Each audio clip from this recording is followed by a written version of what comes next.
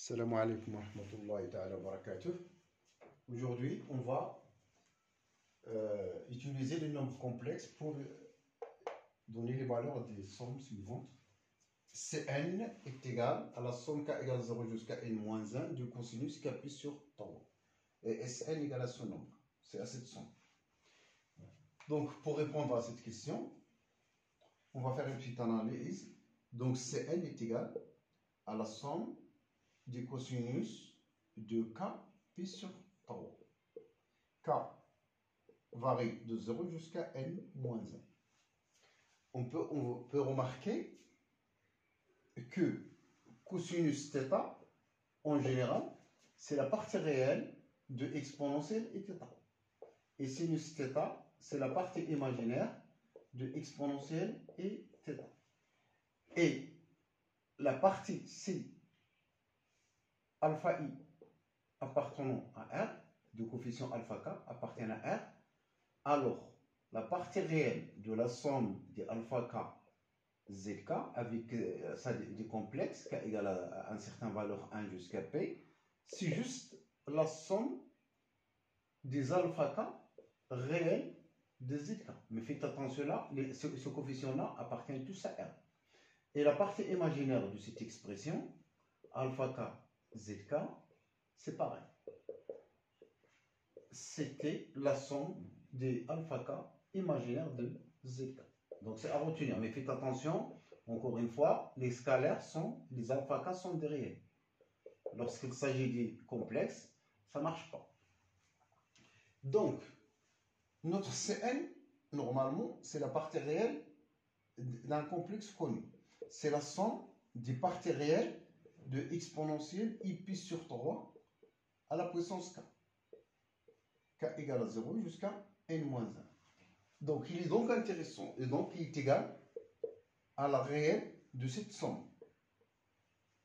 Exponentielle i pi sur 3 à la puissance k, k allant de 0 jusqu'à n-1, en appliquant ça.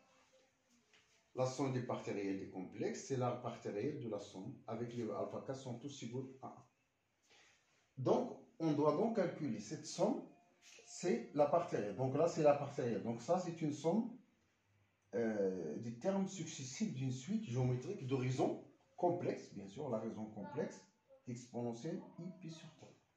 Donc, la somme, ça s'écrit le premier terme d'abord, donc exponentielle i pi sur 3 à la puissance 0, le premier terme, fois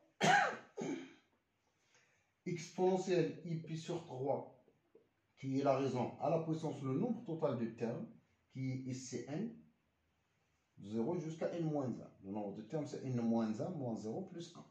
Moins 1 sur la raison, moins 1. Et qui est égal. La partie réelle, ça c'est la partie réelle de quoi? Ça c'est 1. Donc et ça c'est cosinus n pi sur 3 plus i sinus n pi sur 3 moins 1 sur cos pi sur 3, c'est 1 demi, plus i racine de 3 sur 2, moins 1. Donc Cn est maintenant égal. Donc on s'intéresse à la partie réelle. Donc là, c'est encore la partie réelle de cosinus np sur 3 moins 1.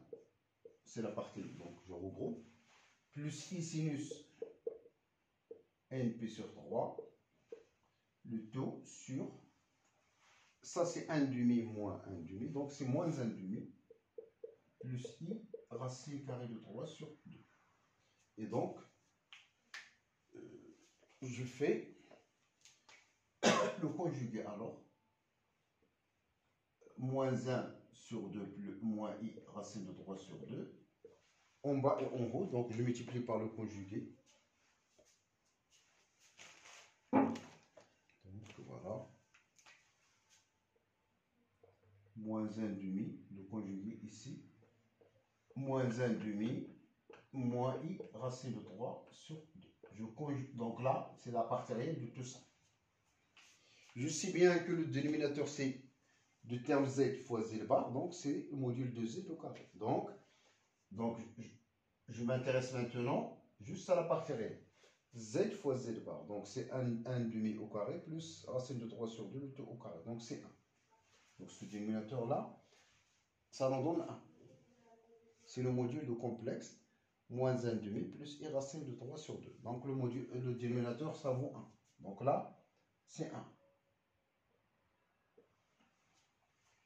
Pour la partie réelle maintenant, s'obtient lorsqu'on multiplie ce terme-là par moins 1 demi. Donc c'est moins 1 demi facteur de terme cosinus np sur 3 moins 1.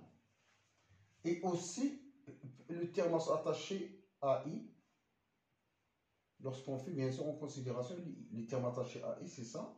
Donc i d'abord fois moins i c'est 1. Donc ça simplifie. Donc plus racine de 3 sur 2 sinus np sur 3. Donc voilà la somme demandée, l'expression. Donc voilà. Bon. Et vous pouvez remarquer une chose. Vous pouvez aussi réécrire ça. C'est moins 1 demi cosinus np sur 3 plus racine de 3 sur 2 sinus np sur 3 plus 1 demi. Et ça, vous pouvez le transformer par cosinus. Par exemple, 1 demi c'est cos pi sur 3 ici, sin pi sur 3. Donc sin pi sur 3 sin moins cos cos. Donc c'était, vous trouvez une formule de transformation. Ou bien vous la laissez comme ça, c'est notre objectif, c'est pas ça. C'est de savoir le terme en cosinus provient de la partie réelle d'un complexe. Pour le Sn, je vous donne juste une indication. Pour le Sn, Sn c'est la somme des cas, il y a des carrés. Donc Sn, c'est la somme des cosinus des cas p sur 6 carré. Donc il faut linéariser. Et là, vous avez une formule, cosinus 1 plus cos de 2a sur 2 est égal à 2 cos carré a, ou bien sur 2. Et donc, le cos carré, c'est, donc ça c'est la somme des 1 plus cosinus de 2kp sur 6 sur 2. Si vous voyez bien. Donc 1 plus cosinus du double de 2a, c'est 2 cos carré a. Donc cos carré a, c'est 1 plus cos de 2a sur 2. K allant de 0 jusqu'à n, moins 2. Et qui est égal donc à la somme des 1 demi plus la somme des 1 demi fois cosinus kp sur 3. K égale à 0 jusqu'à n moins 1. Cette somme-là, faites attention là, c'est 1 demi plus 1 demi. C'est la somme des AK avec tous les AK ont la même valeur qui est 1 demi. Donc, si je veux éliminer ce sigma, ce symbole-là qui fait peur à beaucoup d'élèves pour des mauvaises conceptions, donc normalement, c'est 1 demi plus 1 demi plus 1 demi n fois. Le nombre de termes qu'il a, la somme fois. Le nombre de termes ici, c'est n. Donc c'est n. Donc c'est 1 demi fois n plus 1 demi fois la somme précédente fois cn. Vous n'avez qu'à remplacer et vous terminez vos calculs. Donc c'est 1 demi n parce que j'ai n terme plus 1 demi cn qu'on a trouvé tout à l'heure. Et donc vous terminez vos calculs et vous trouvez la valeur de Sn. Donc j'arrête à ce niveau. Je vous remercie et donc bon courage.